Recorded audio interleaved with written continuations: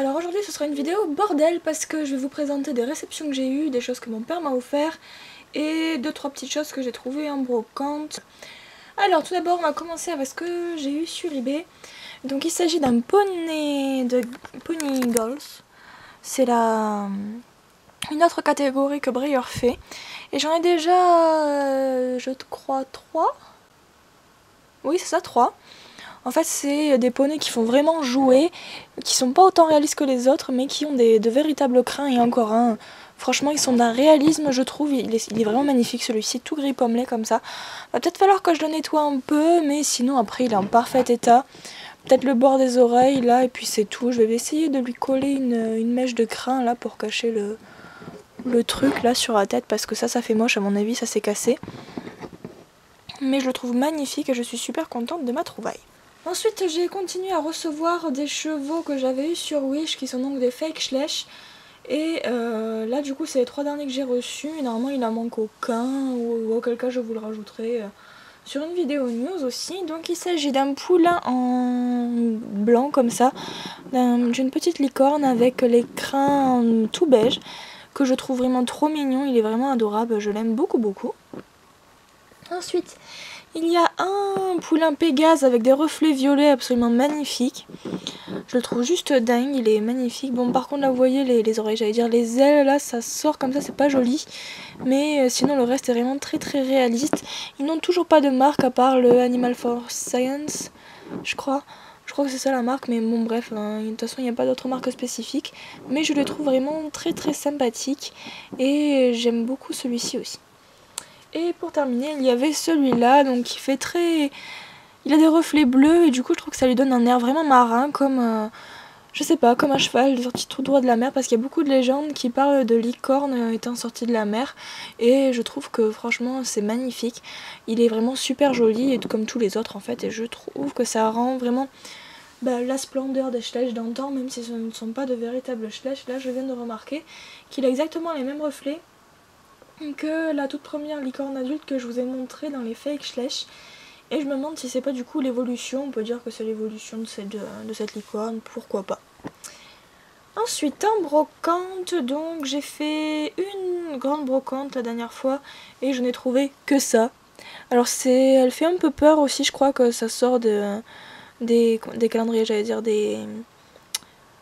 Ah mince, des œufs de Pâques peut-être, mais moi je l'aime bien. Alors par contre, comme elle a été peinte bizarrement, du coup on dirait qu'elle est obèse, alors que normalement elle est pas censée être obèse quoi. Voilà, mais sinon j'aime beaucoup le rouge de ses cheveux et je trouve vraiment qu'elle est très mignonne. Et j'ai aussi trouvé une paire d'ailes comme ça, alors vous n'allez pas trop la voir. Et toujours pareil, je compte la découper et la mettre sur des figurines.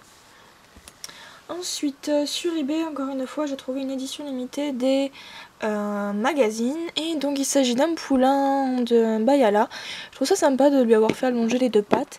Il est vraiment très très mignon et je pense qu'il va rendre vraiment super bien, surtout sur peut-être des... Il a plein de paillettes aussi, j'adore. Sur des... Par contre, c'est dommage qu'ils aient pas peint la corne. Ça, franchement, voilà quoi, ils auraient au moins pu faire un effort.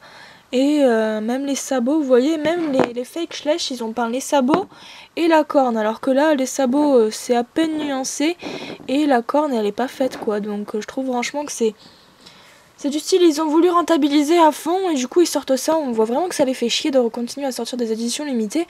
Et je trouve ça vraiment dommage parce que Schleich a vraiment un super potentiel.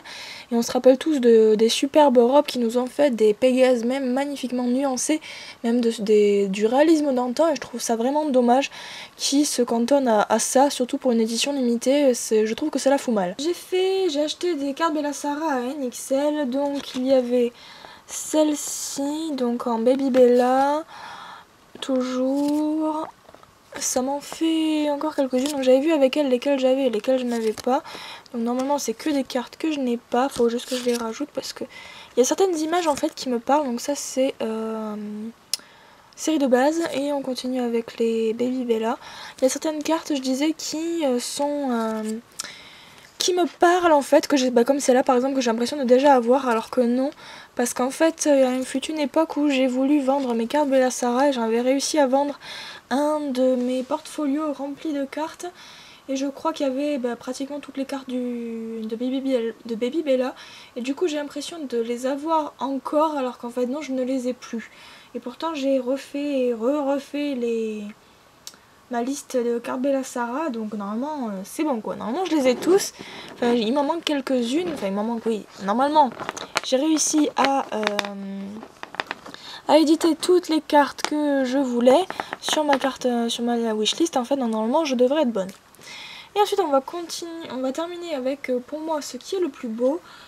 Et souvent donc il passe dans les aéroports, c'est normal, de toute façon il passe sa vie dans les aéroports mon père. Et là il est en Arabie Saoudite et il m'a donc ramené des tapis. Et puis vous allez voir lesquels. Donc ce sont des tapis comme ça, tout en velours sur le dessus avec du vrai fil sur le côté. Et tout en matelassure, en fait ça fait un peu comme de la mousse et du coup ça les rend hyper rigides et c'est franchement super sympa. Pour voir un peu la taille, regardez un peu, ça fait vraiment super, ça rend super bien. Et du coup il m'en a pris 4, donc il y avait ce motif là, celui-là, après il m'en a pris un bleu comme ça, un autre ici, un bleu comme ça que je trouve vraiment magnifique, il fait très psychédélique, et celui-ci en bleu qui est tout aussi beau. Et donc il me les a achetés, en fait c'était vendu par lot de 4. Ce qui fait qu'il me reste 3 tapis de chaque couleur en trop. Donc du coup je les vends à 5 € port compris. Et donc il faudra passer par mon mail qui est en barre d'infos. Si vous êtes intéressé, n'hésitez pas à aller jeter un coup d'œil. Donc on va y aller tout de suite. Mais avant de commencer, parce que j'ai trouvé un brocante, je me suis commandé sur eBay un poulain des magazines allemands. Il s'agit de celui-ci, donc c'est encore une fois un Bayala que je trouve magnifique. Alors il a les ailes vraiment hyper détaillées. Dans le moulin je veux parler parce qu'au niveau de la robe, comme d'habitude, à part des paillettes on n'a aucune nuance, surtout dans les crins. Je trouve ça un peu dommage, mais j'ai trouvé franchement ce petit poulain trop choupinou et je suis bien contente de l'avoir eu. Maintenant on va passer aux brocantes. Donc je me suis trouvé une poupée Princesse Cendrillon de Bullyland. Alors c'est une qui est récente parce que mettre les paillettes partout comme ça c'est tout à fait récent chez Bullyland. Donc je suis vraiment très contente de pouvoir l'avoir trouvé. Ensuite j'ai trouvé donc celui-là, c'est je me rappelle plus comment il s'appelle dans Eragon, n'importe quoi. Un dragon, et je le trouve vraiment chouette. En plus il est censé être mécanique, alors je sais pas, peut-être que le mécanisme est un peu pété, enfin bref il lève un peu son épée enflammée. Je le trouve vraiment super bien fait, super réaliste au niveau du visage et tout. Je sais que son dragon c'est Croque-Mou, mais alors lui j'ai plus, non je sais plus comment il s'appelle, désolé. Pourtant j'adore ce dessin animé, mais tant pis. Donc peut-être qu'un jour je trouverai les dragons. Alors ensuite je sais pas par où commencer. J'ai trouvé une série de Disney, donc de la Reine des Neiges. Alors là il y a Olaf, il y a Hans, il y a Anna qui la pauvre est toujours représentée dans la même position. Et bon Anna aussi du coup qui est toujours dans la même position, mais celle-là je trouve que la robe est vachement plus détaillée sur celle-ci. Je sais pas, je préfère la robe sur cette poupée là. Il y avait également Christophe, qui est vraiment sympathique aussi. Et l'indémodable, je ne sais plus comment il s'appelle, Sven. Voilà, donc toujours au pas, vraiment sympathique. Bon, il perd un peu d'équilibre, alors je sais pas quelle marque c'est. Ça vient de chez Disney, alors je me demande si c'est pas des packs qu'on voyait des fois à Noël ou dans certains magasins de jouets, je sais pas. Ensuite, j'ai trouvé un cheval safari comme ça, donc ce frison qui est absolument magnifique, je sais pas où c'est qu'elles l'ont trouvé, et en plus de ça il était vendu. Et à côté, sur le même stand en fait, il y avait un percheron de chez Papo, et la femme voulait me vendre, moi là-bas je voulais prendre le lot, et le percheron elle me le faisait à 2 € alors que le safari elle me l'a fait à 1. Non mais cherchez l'erreur quoi, parce que en soi ce qui vaut le plus cher c'est le safari en fait, parce qu'ils sont très difficiles à trouver, alors que les papos dans n'importe quel magasin de jouets on les trouve quoi. Donc ça m'a bien fait rire sur le coup. Et ensuite j'ai trouvé donc des bouquins, à savoir l'oracle caché, les travaux d'Apollon de Rick Riordan. Je cherche tous les tous ceux des héros grecs en fait, enfin toute la saga des héros qu'il fait parce que je trouve que c'est génial et ça m'intéresse vraiment parce que j'avoue que les films j'ai pas trop accroché. Ensuite j'ai enfin trouvé le tome 2 et le tome 3 du Pays des Contes parce que j'avais le premier mais bon comme ça je vais bien pouvoir m'avancer. Et ensuite, donc récemment, j'ai vu pour la toute première fois les Harry Potter. Il s'avère que j'ai été un peu déçue, il m'a manqué quelques détails dans les films. J'ai trouvé que certains personnages n'étaient pas assez poussés, que l'univers n'était pas si détaillé que ça dans les films.